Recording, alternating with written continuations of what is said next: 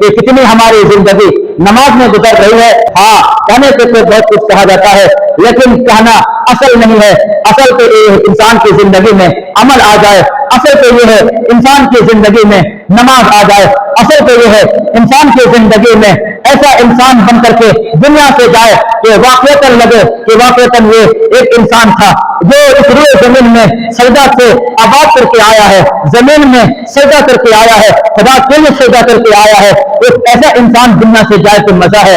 ہاں اور اگر آ کر کے یہی انسان دنیا سے چلا جائے جس طریقے سے آیا, خالی ہاتھ آیا, یہی چلا گیا, زندگی میں نماز نہیں آئی, زندگی میں ادب اور احترام نہیں آیا, زندگی میں قرآن کی تلاوت کا شوق پیدا نہیں ہوا, زندگی میں ماں باپ کا ادب اور احترام کا جذبہ پیدا نہیں ہوا, اس روئے زمین میں اپنا اخلاق لوگوں کے سامنے پیش نہیں کر سکا, اپنی جو ہے اس روئے زمین میں ہمارا برتاؤ اچھا نہیں رہا, ہمارا کردار اچھا نہیں رہا, لوگوں کو ہم نے تنگ کیا, لوگوں کو ہم نے پریشان کیا, لوگوں کو جینا ہم نے تجربہ کر دیا اور پھر انسان مر کر کے اس روئے زمین پہ چلا جاتا ہے. بتائیں سامنے محترم ایسا انسان سے کیا فائدہ؟ ایسا انسان جو اس روئے زمین میں بھی تھا وہ بوجھ تھا, یہاں سے بھی چلا گیا, کوئی فائدہ نہیں. وہاں کا معاملات میں جو ہے سخت ہونے والے ہیں, اس لیے اپنی زندگی میں نماز کے انسان کو لانا چاہیے. وَنُؤْمِنُ بِهِ وَنَتَوَكَّلُ عَلَيْهِ وَنَعُوذُ بِاللَّهِ مِنْ شُرُورِ أَنفُسِنَا وَمِنْ سَيِّئَاتِ أَعْمَالِنَا مَنْ يَهْدِهِ اللَّهُ فَلَا مُضِلَّ لَهُ وَمَنْ يُضْلِلْهُ فَلَا هَادِيَ لَهُ ونشهد أن لا إله إلا الله وحده لا شريك له ونشهد أن سيدنا وسندنا وحبيبنا ومولانا محمدا عبده ورسوله. أعوذ بالله من الشيطان الرجيم. بسم الله الرحمن الرحيم. أقيموا الصلاة وآتوا الزكاة واركعوا مع الراكعين. قال النبي صلى الله عليه وسلم أول ما يحاسب به العبد يوم القيامة الصلاة او كما قال النبي صلى الله عليه وسلم. اللهم صل على محمد وعلى آل محمد كما صليت على إبراهيم وعلى آل إبراهيم إنك حميد مجيد. اللهم بارك على محمد وعلى آل محمد كما باركت على إبراهيم وعلى آل إبراهيم إنك حميد مجيد. سامعین محترم, عزیز ساتھیو, بزرگو, نماز سے متعلق باتیں چل رہی ہے. نماز کی فضیلت, نماز کی وعید, نماز کے شرائط, نماز کے فرائض, ان تمام چیزوں پر بات ہو چکی ہے. چند ایک باتیں رہ گئی ہے, اس کو بھی آپ سن لیں. اس کے بعد ہمارا یہ مکمل نماز کا کورس پورا مکمل ہو جائے گا. نماز کے لیے کیا کیا چیزیں ضروری تھی تفصیل کے ساتھ میں نے بتایا. نماز میں کتنی چیزیں فرض تھی اس کو بھی بتایا. نماز میں کون سی چیزیں شرائط کے درجہ رکھتی ہے اس کو بھی میں نے بتا دیا. نماز کے اندر کون کون سی چیزیں اگر انسان چھوڑ دے تو اس کا تلافی نہیں ہے اس کو بھی میں نے بتا دیا. اب رہ جاتی ہے نماز کے واجبات. ان کن کن چیزوں کے چھوڑنے سے سجدہ سہو کرنا لازم ہوتا ہے. وہ نماز کے واجبات کیا کیا چیزیں ہیں, نماز میں واجب کیا کیا ہے, اس پر بات ہوگی. سب سے پہلی بات یہ سمجھیے, نماز جو پروردگار عالم نے انسان کو, بنی آدم کو دیا, عطا کیا, اس نماز کے اندر بہت ساری چیزیں چھپی ہوئی ہیں جس کو آج کا انسان نہیں سمجھتا ہے. ایک تو شریعت کا حکم ہے تو انسان تو نماز پڑھے گا ہی, لیکن اگر شریعت سے ہٹ کر کے طبی لحاظ سے, میڈیکل لحاظ سے, سائنسی اعتبار سے اگر دیکھا جائے تو نماز کے بے شمار فوائد ہیں. نماز کے بے شمار فوائد ایسے ہیں جسے انسان نہیں جانتا ہے. انسان نماز کو شریعت کا حکم سمجھ کر کے پڑھے گا. آپ کے سجدہ کرنے سے وہ بیماری ختم ہو جائے گی جسے انسان زندگی بھر پریشان ہے, ٹھیک نہیں ہو رہا ہے، لا علاج مرض بن چکا ہے، ایک مرتبہ سجدہ کر کے دیکھے، وہ تمام پریشانیاں دور ہو جائے گی۔ اسی طریقے سے ایک انسان رکوع کرتا ہے، رکوع کرنے کے بعد پھر انسان کھڑا ہوتا ہے، کھڑا ہونے کے بعد پھر وہ سجدے میں جاتا ہے۔ یہ جو تمام کیفیت ہے، یہ جو تمام ایک بہترین حسن ادا ہے، اس کے اندر بھی بے شمار فوائد ہے، بے شمار فوائد ہے۔ میں ان تمام چیزوں کو تو ذکر نہیں کروں گا، صرف میں اشارہ کر کے میں آپ کو بتانا چاہتا ہوں کہ نماز شریعت کے اعتبار سے تو حکم ہے، پڑھنا ہی پڑے گا، لیکن دنیاوی اعتبار سے بھی نماز کے بے شمار فوائد ہے۔ اگر صرف سجدہ پر بات کرنے آ جائے، 1 گھنٹہ کم پڑ جائے گا۔ اگر رکوع کرنے سے انسان کے کیا کیا فوائد حاصل ہوتے ہیں طبی لحاظ سے، میڈیکل لحاظ سے، تو پھر 1 گھنٹہ بھی کم پڑ جائے گا۔ ہاں، اس لیے میں صرف اشارہ کر دینا چاہتا ہوں کہ مکمل نماز میں شروع سے لے کر کے آخر تک سجدہ، رکوع، تحیات، یہ تمام جو شکلیں ہیں مکمل نماز کے پڑھنے میں انسان کو بے شمار فوائد ہے۔ اس کا بدل کہیں آپ تلاش کرو گے تو نہیں مل سکتا ہے۔ پروردگار عالم نے آپ کو ایسی بہترین تحفہ نماز کی عطا فرمائی ہے۔ جتنے بھی چیزیں ہیں، فرائض ہے، تمام فرضوں کو اس روئے زمین میں فرض کیا گیا۔ روزہ فرض ہے، اس زمین میں ہوا، اس فرض پر حکم ہوا کہ روزہ رکھنا ہے۔ زکوٰۃ کی فرضیت کی بات آئے، زمین پر اس فرض پر حکم دیا گیا کہ آپ کو زکوٰۃ دینی ہے۔ حج کی باری آتی ہے، اس روئے زمین میں عرش پر نہیں، فرض پر حکم ہوا کہ آپ کو حج کرنا ہے۔ یہ تمام کے تمام ارکان جو شریعت میں کرنے کا حکم دیا گیا، وہ تمام کے تمام فرض پر نازل ہوا، لیکن صرف واحد نماز ایک ایسی خالص عبادت ہے کہ پروردگار عالم نے اسے فرش پر زمین پر نازل نہیں کیا، بلکہ اپنے محبوب خدا محمد عربی صلی اللہ علیہ وسلم کو عرش پر بلا کر کے تحفہ دیا۔ اس سے کیا معلوم ہوا؟ نماز کی اہمیت ہے، نماز کا مقام و مرتبہ ہے، نماز کی ایک خالص وحدانیت شریعت میں جس چیز کا مطلوب ہے وہ نماز کے اندر پائی جاتی ہے۔ اسی لیے تو اسے فرض پر نازل نہیں کیا گیا۔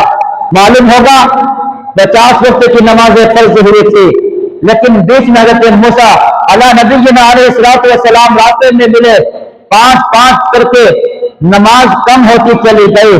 لیکن آپ کے علم میں اضافہ کے لیے میں یہ بات بتا دوں، نماز تو 5 وقت کی فرض ہے، لیکن انسان 5 وقت کی نماز پڑھتا ہے، مکمل 50 نمازوں کا ثواب ملتا ہے۔ پروردگار عالم کا یہ اس امت پر اتنا احسان ہے کہ نماز 5 پڑھ رہا ہے، ثواب 50 وقتوں کا مل رہا ہے۔ یہ تحفہ کوئی کم نہیں ہے۔ سامعین محترم، اگر اس کو آپ غور سے دیکھیں گے، اس کو اگر اپنی سچی نگاہوں سے دیکھیں گے، ذرا اسے اپنی تنہائی میں سوچیں گے، آخر کوئی بات تو ہے کہ جو اس نماز کو عرش پر بلا کر کے کیوں دیا گیا؟ کیا اسے روئے زمین پر دیتے تو اسے یعنی کہ نافذ کر دیا جاتا، حکم ہو دیتا کہ بنی آدم، اے انسانوں، نماز فرض ہو چکی ہے، نماز پڑھو، لیکن نہیں، بلکہ نماز کے لیے محبوب خدا کو عرش پر بلایا گیا۔ اب پھر یہ پورا مکالمہ پھر ہوا، التحیات للہ والصلوات والطیبات السلام علیک ایھا النبی۔ جب انسان کہیں جاتا ہے، تحفہ لے کر کے جاتا ہے، کوئی قیمتی سامان لے کر کے جاتا ہے، ہاں یوں ہی نہیں جاتا ہے۔ اسی طریقے سے جب میرے آقا محبوب کبریا سید الکونین رحمت عالم رحمت کائنات سید انبیاء محمد عربی صلی اللہ علیہ وسلم جب عرش پر گئے ہیں تو آپ نے بھی تحفہ لے کر کے آپ نے کہا التحیات للہ والصلوات والطیبات، تمام کے تمام عبادتیں چاہے زبان کے ذریعے سے ہو، جسم کے ذریعے سے ہو، مال کے ذریعے سے ہو، تمام کے تمام عبادتیں پروردگار عالم آپ کے لیے ہے۔ التحیات للہ والصلوات والطیبات، تمام کے تمام عبادتیں، جسمانی اعتبار سے بھی عبادت، مالی اعتبار سے بھی عبادت، रूहानी एतबार से भी इबादत, जबान के जरिए से भी इबादत, जो भी जिस तरीके से भी इबादत हो सकती है, मैं आपके सामने पेश करते हैं, आपके सामने पेश करते हैं। अत्तहियात लिल्लाहि वस्सलावातु वत्तय्यिबातु। उसके बाद जवाब क्या मिला? परवरदिगारे आलम ने नबी को क्या इसके बदले में दिया? कभी आपने गौर किया? आज जरा सुनिए। अस्सलामु अलैका अय्युहन नबी व रहमतुल्लाहि व बरकातुहू। ए मेरे महबूब, आप पर भी सलामती हो, आप पर भी इनामात की बारिश हो, आप जो तोहफा लेकर के आए हैं आप पर भी हो ये तमाम की तमाम चीजें। अस्सलामु अलैका अय्युहन नबी व रहमतुल्लाहि व बरकातुहू। आप पर रहमतें हो, आप पर बरकत हो, आप पर तमाम वो चीजें हो, सुकून की चीजें हो। ये तमाम की तमाम दुआएं दी गई थी मेरे अराब के आका सल्लल्लाहु अलैहि वसल्लम को। लेकिन सामने मोहतरम, जरा आप अंदाजा लगाइए, मेरे महबूब खामोश नहीं रहे। मेरे महबूब वहां भी देखा मेरे अल्लाह ने कि मेरे महबूब यहाँ पर थे, गम की हालत में है, थोड़ी सी खुशी चेहरे से नहीं झलक रही है। आखिर बात क्या है? ये अदाएं देखी अल्लाह ने, तो फिर परवरदिगार आलम ने उसके जवाब में ये कहा, सिर्फ आप पर रहमतें काफी नहीं है, अस्सलामु अलैना व अला इबादिल्लाहि सालिहीन। ए मेरे महबूब मुस्तफा, आप पर तो रहमतें हो, आप पर तो इनामात की बारिश है, लेकिन आपकी उम्मत पर भी रहमतें हो। अस्सलामु अलैना, सलामती की दुआ परवरदिगार आलम इस उम्मत को दे रहे हैं। अस्सलामु अलैना व अला इबादिल्लाहि सालिहीन, तमाम के तमाम नेक बंदे पर भी हो। हमें और आपको वहां पर भी याद किया गया, अर्श के मौके पर भी। उस नबी पर हमने क्या किया? उस नबी के लिए हमने क्या किया जिस नबी ने हमें अर्श पर भी याद किया कि नहीं सिर्फ रहमतें और ये तमाम चीजें अनवरात की बारिश सिर्फ मुझ पर ना हो, मेरी उम्मत पर भी हो। समझ रहे हैं? ये तोहफा जब अर्श पर मिला, नमाज का तोहफा, तो हुजूर पाक सल्लल्लाहु अलैहि वसल्लम लेकर के आ रहे थे। मुलाकात हुई, बार बार गए। जब 5 वक्त की नमाज रह गई, हज़रत मूसा ने फिर कहा, जाइए जाकर के कम करा करके आइए, ये 5 नमाज भी नहीं पढ़ पाएंगे। लेकिन मेरे महबूब जनाब रसूलुल्लाह सल्लल्लाहु अलैहि वसल्लम ने कहा, अब नहीं, अब वहां जाते हुए मुझे शर्म महसूस होती है, अब नहीं, कहीं ऐसा ना हो कि अब जाए तो फिर मुकम्मल की मुकम्मल साफ हो जाए, तो नहीं, अब नहीं जा सकता हो। तो ये 5 वक्त की नमाजें इस उम्मत को दी गई, ये अर्श पर बुला करके ये तोहफा दिया गया, ये नमाज दी गई। आखिर कोई बात तो है, आखिर इस नमाज के अंदर कोई खुसूसियत तो है। ये तमाम के तमाम इबादत को परवरदिगार आलम ने इस रूए ज़मीन पर नाज़िल किया। कोई भी इबादत हो, रोजा हो, नमाज को छोड़ करके हज हो, ज़कात हो, ये तमाम के तमाम इबादत को परवरदिगार आलम ने इस रूए ज़मीन में नाज़िल किया। लेकिन नमाज की बारी आए तो कहा कि नहीं, नमाज खास इनाम है, नमाज एक खास तोहफा है, इसे अपने पास बुला करके दूंगा। लेकिन आज नमाज की क्या कदर कर रहे हैं हम और आप देख रहे हैं, अपने आंखों से मुशाहदा कर रहे हैं कि कितनी हमारी जिंदगी नमाज में गुजर रही है, बेनमाजी में गुजर रही है। हाँ, कहने से तो बहुत कुछ कहा जाता है, लेकिन कहना असल नहीं है। असल तो ये इंसान की जिंदगी में अमल आ जाए, असल तो ये है इंसान की जिंदगी में नमाज आ जाए, असल तो ये है इंसान बन करके दुनिया से जाए कि वाकईतन लगे कि वाकईतन ये एक इंसान था जो इस रूए जमीन में सजदा से आबाद करके आया है, जमीन में सजदा करके आया है, खुदा के लिए सजदा करके आया है। एक ऐसा इंसान दुनिया से जाए तो मजा है। हाँ, और अगर आकर के यही इंसान दुनिया से चला जाए, जिस तरीके से आया, खाली हाथ आया, यही चला गया, जिंदगी में नमाज नहीं आई, जिंदगी में अदब और एहतराम नहीं आया, जिंदगी में कुरान की तिलावत का शौक पैदा नहीं हुआ, जिंदगी में माँ बाप का अदब और एहतराम का जज्बा पैदा नहीं हुआ, इस रूए जमीन में अपना अखलाक लोगों के सामने पेश नहीं कर सका, अपनी जो है इस रूए जमीन में हमारा बर्ताव अच्छा नहीं रहा, हमारा किरदार अच्छा नहीं रहा, लोगों को हमने तंग किया, लोगों को हमने परेशान किया, लोगों को जीना हमने तजबर कर दिया, और फिर इंसान मर करके इस रूए जमीन पर चला जाता है। बताएं सामने मोहतरम, ऐसा इंसान से क्या फायदा? ऐसा इंसान जो इस रूए जमीन में भी था, तो बोझ था, यहाँ से भी चला गया, कोई फायदा नहीं। वहां का मामला में जो है सख्त होने वाले हैं, इसलिए अपनी जिंदगी में नमाज के इंसान को लाना चाहिए। نماز کی تفصیل کے ساتھ میں 3-4 ہفتے سے نماز کے بارے میں بیان اس لیے کر رہا ہوں تاکہ انسان کے دل میں شوق پیدا ہو، جذبہ پیدا ہو کہ نماز آخر ہے کیا چیز ہے۔ نماز کو چھوڑ کر کے کامیابی نہیں مل سکتی ہے۔ بے نمازی سے کتا بھی حیا کرتا ہے۔ جو ایک انسان مسجد سے باہر نکلتا ہے، جو دیکھتا ہے ایک کتا ہے، وہ اپنے اس طریقے سے منہ کو گاڑ کر کے نیچے کر کے بیٹھا ہوا ہے، تو اس نے کسی نے کہا، بزبان حال کہا، ارے کتا تو کسی کو دیکھتا کیوں نہیں ہے؟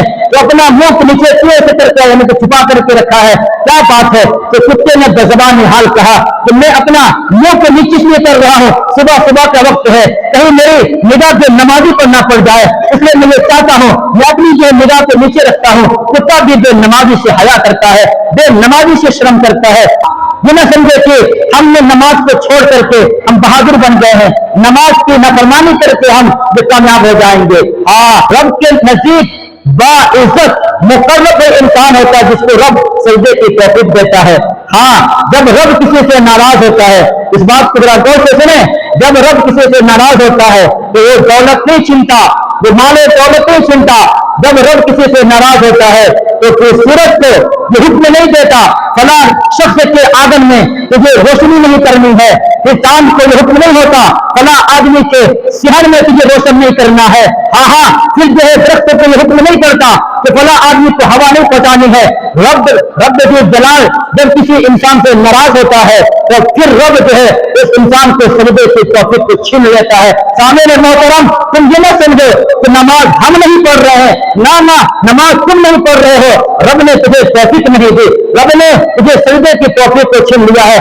رب نے یہ نہیں چاہا کہ تم اپنے دربار میں بلائے، اپنے پاکیزہ گھر میں بلائے، اس لیے تم یہ نہ سمجھو کہ ہم نماز کے نہیں آ رہے، نہیں، اللہ نے تمہیں توفیق نہیں دی، اس لیے توفیق مانگنے کی ضرورت ہے۔ ہم سے کیا غلطی ہوئی، ہم سے کیا کوتاہی ہوئی، ہم نے کیا گناہ کر دیا، ہم نے کیا معصیت کر دیا کہ آخر مجھے نماز کی توفیق نہیں مل رہی ہے، مسجد آنے کی توفیق نہیں مل رہی ہے۔ سوچے دربار میں کھا کر کے دیکھے آپ کو کیا وجہ ہے، تو جا کر کے آپ کو یہ بات جو ہے آئے گی کہ نہیں، کچھ سے ہم سے ہوا ہے کہ جس کی وجہ سے پروردگار عالم ہم سے سجدے کی توفیق کو چھین لیا ہے۔ برکت میں لمبی بات نہ کر کے آج جس بات پر مجھے بولنی ہے، نماز کے واجبات، نماز میں واجبات کیا کیا چیزیں ہیں، اس کو تم ایک کو سن لے۔ نماز میں واجبات کیا ہے؟ ایک تو یہ کہ نماز میں واجبات تعدیل ارکان۔ تعدیل ارکان کا مطلب رکوع اور سجدہ صحیح طریقے سے ادا کرنا، یہ واجب ہے۔ اگر کوئی انسان رکوع کرتا ہے لیکن رکوع صحیح طریقے سے نہیں کرتا اور کھڑا ہو جاتا ہے، سجدہ بھی صحیح طریقے سے نہیں کھڑا ہوتا، بس کھڑا ہو گیا، صحیح طریقے سے نہ سجدہ ہے نہ رکوع کرتا ہے، تو پھر ایسے انسان سن لے آپ کے واجبات چھوٹ گئے ہیں۔ واجبات کے چھٹنے سے سجدہ سہو کا حکم ہوتا ہے۔ اور اگر یہ بھی یہاں بات کو یاد رکھ لے کہ سجدہ سہو کا جو حکم ہوتا ہے واجبات کے چھوڑنے سے، وہ بولے سے چھوڑنے سے ہوتا ہے۔ کوئی انسان جان بوجھ کر کے واجبات کو چھوڑ دے تو سجدہ سہو سے کام نہیں چلے گا، آپ کو دوبارہ نماز پڑھنے پڑے گی۔ تو تعدیل ارکان، رکوع اور سجدہ بہترین سے کرنا، جس طریقے سے کرنا چاہیے، یہ نہیں کہ نماز میں چوری کرتا ہے۔ حضور پاک صلی اللہ علیہ وسلم نے فرمایا بدترین چوری وہ ہے جو انسان نماز میں چوری کرے۔ کسی نے پوچھنے والے نے پوچھا نماز میں چوری کیا ہے، نماز میں انسان چوری کیسے کرتا ہے؟ حضور پاک صلی اللہ علیہ وسلم نے فرمایا انسان رکوع اچھے سے نہیں کرتا، انسان سجدہ اچھے سے نہیں کرتا، یہ نماز کی چوری ہے جس کو ہم اور آپ کر رہے ہیں۔ بہت سارے ایسے لوگ ہیں کہ جسے سجدہ بھی کرنا نہیں آتا، سجدہ میں کیا ہے پیچھے کے دونوں پاؤں اٹھا دیا ہے، سجدہ میں کیا ہے اپنا پیچھے کا حصہ دکھ رہا ہے، تو انسان سجدہ کرتا ہے۔ سجدہ میں جانے کا کس طریقے سے ادا ہونی چاہیے، کیا کیا چیزیں ضروری ہے، یہ بھی سیکھنے کی چیز ہے۔ رکوع میں انسان جائے، بہترین سے رکوع کرے، اس کے بعد انسان رکوع سے کھڑا ہو، تب جا کر آپ کی نماز ہوگی۔ ورنہ نماز کے اندر کمی کوتاہی ہو رہی ہے، واجبات چھوٹ رہے ہیں، پرواہ نہیں ہے، آپ سمجھ رہے کہ نماز ہم پڑھ رہے ہیں لیکن کھاتے میں کوئی نماز لکھا ہوا نہیں جا رہا ہے، بیکار ضائع جا رہا ہے، اس لیے آئیے نماز سیکھیے۔ اس کے بعد دوسرا واجبات میں سے یہ ہے کہ جو ہے قوما کا مطلب رکوع سے جو انسان کھڑا ہو تو بہترین طریقے سے کھڑا ہو، اس طریقے سے کھڑا ہو کہ تمام کے تمام جو ہے چیزیں اپنی حالت پر ہو جائے۔ کوئی آدمی رکوع جاتا ہے، رکوع سے کھڑا ہوتا ہے، کھڑا سے سجدہ میں چلا جاتا ہے، تو یاد رکھ لے آپ کی نماز نہیں ہوتی ہے۔ کیوں؟ اس لیے کہ رکوع سے سیدھا کھڑا ہونا اس کے بعد کہ آرام سے سجدہ میں جانا یہ واجبات میں سے ہے. واجبات آپ کی زندگی میں چھپ رہی ہے. نماز آپ پڑھ رہے ہیں اس پر بھی آپ غور کر لیں. رکوع سے کھڑے ہو کر کے اطمینان سے کھڑے ہو جائے, اس کے بعد پھر آپ کو سجدہ میں جانا ہے. بہت سارے نوجوان, بہت سارے بہت بزرگ, حاجی, نمازی, تہجدی, تمام کے تمام کو میں دیکھا ہوں کہ جس کی رکوع سے اٹھنے کے بعد قوما سے نہیں ہوتا ہے, رات سے وہ سجدہ میں چلے جاتے ہیں. اس لیے آپ کی نماز نہیں ہو رہی ہے. کیوں؟ اس لیے کہ رکوع سے سیدھا کھڑا ہونا قوما کہ تمام کے تمام جسم کی اپنی حالت پر ہو جائے, اطمینان سے کھڑا ہونا یہ واجبات ہے. اور واجبات کے چھوڑنے سے پھر سجدہ سہو ہوتا ہے, اور سجدہ سہو بھی اگر نہیں کرے انسان دامت کر کرے تو پھر نمازیں نہیں ہوتی ہے, نماز کو دہرانا پڑے گا. یہ دو چیزیں ہوئی. اور تیسرا واجبات یہ ہے جلسہ. ایک سجدہ کے بعد انسان بیٹھے اطمینان کے ساتھ, اس کے بعد دوسرا سجدہ کرے. ہوتا کیا ہے, ایک آدمی ایک سجدہ سے اٹھا, صحیح سے بیٹھا بھی نہیں, دوسرا سجدہ پھڑک جاتا ہے. یاد رکھیے آپ کی نماز نہیں ہو رہی ہے. دنیا کے کسی مفتی سے پوچھ لو, نماز نہیں ہو رہی ہے اور ہم سمجھ رہے کہ ہم نماز پڑھ رہے ہیں. اس لیے جلسہ ایک سجدہ کے بعد بیٹھے اطمینان کے ساتھ, اس کے بعد دوسرا سجدہ کے لیے جائے.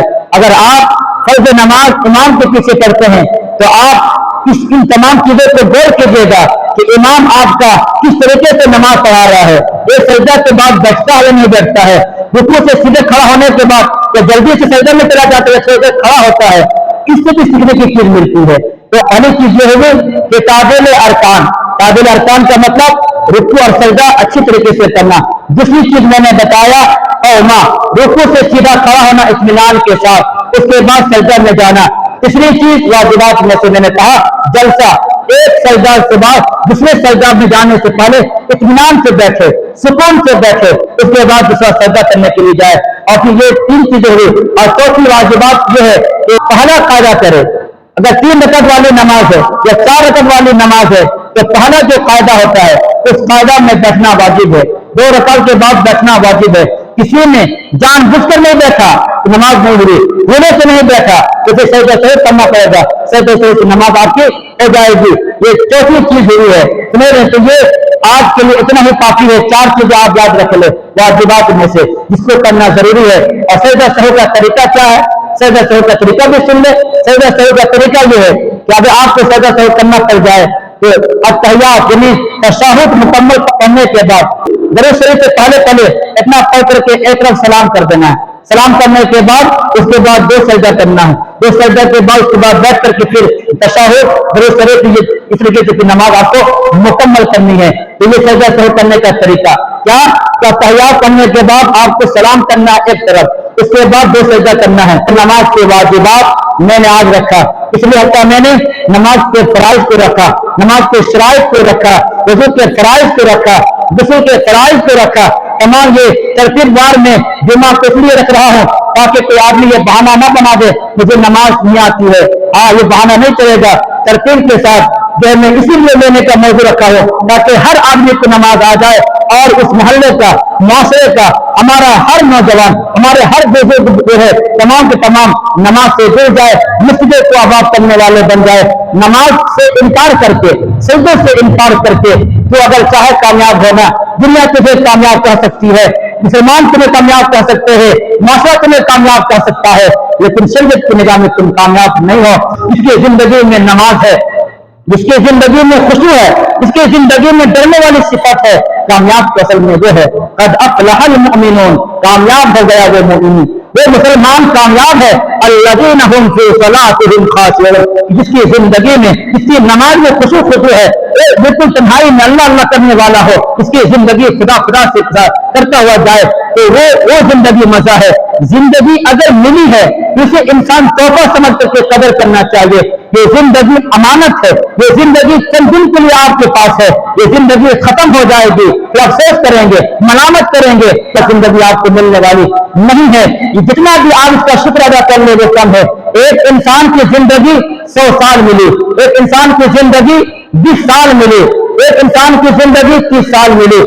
وہ انسان جس کو 100 سال زندگی ملی, وہ انسان کی زندگی میں نماز روزہ رہا, اس کے بعد اس کی لمبی زندگی ملی ہے, وہ انسان اچھا ہے. لیکن اگر ایک انسان کو لمبی عمر ملی ہے، 100 سال ملی ہے، لیکن زندگی میں نماز روزہ نہیں ہے، رب کعبہ کی قسم، منبر اور محراب گواہ ہے، ایسی زندگی بیکار ہے۔ لعنت ایسی زندگی پر، لمبی زندگی ملے آپ کی عبادت کرنا ضروری ہے۔ ہاں، تھوڑی زندگی ملے تب بھی عبادت ہو، زیادہ زندگی ملے تب بھی عبادت ہو، تب مزہ ہے۔ دنیا میں جائیں تو ایسا محسوس ہو کہ ہاں ہم نے دنیا میں کچھ کر کے آئے ہیں، یہ نہیں کہ خالی ہاتھ آئے، زندگی منمانی گزار کر کے چلے گئے، سوچا یہ کہ یہ دنیا میرے باپ کی ہے، عیاشی کرنے کے لیے آئے ہیں، جس طرح چاہے منمانی کر لے، کبھی اس کو پریشان کر دے، کبھی اس کو پریشان کر دے، کبھی شراب کو پی لے، کبھی زنا کر لے، کبھی گانا سن لے، اس کے بعد زندگی سے چلے جائے۔ سامنے محترم، وہ زندگی کامیاب نہیں ہے۔ برکت پروردگار عالم سے دعا ہے اللہ رب العالمین ہمیں اور آپ کو ان سب باتوں پر عمل کی توفیق عطا فرمائے۔ اقول قولی ھذا واستغفر اللہ وآخر دعوانا ان الحمد للہ رب العالمین۔